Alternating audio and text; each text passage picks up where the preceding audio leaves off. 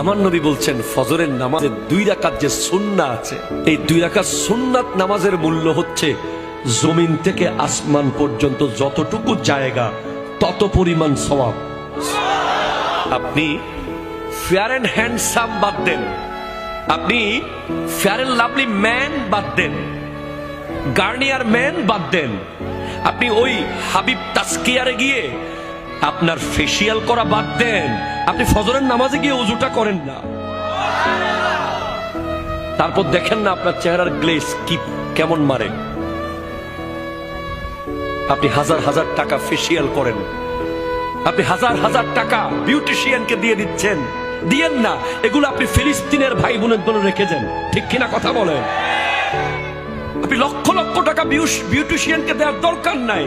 আপনি 5 ওয়াক্ত 5 বার ওযু করেন না, আপনার চেহারা দেখলেই শত্রু কাবু হয়ে যাবে, ঠিক কিনা কথা বলেন?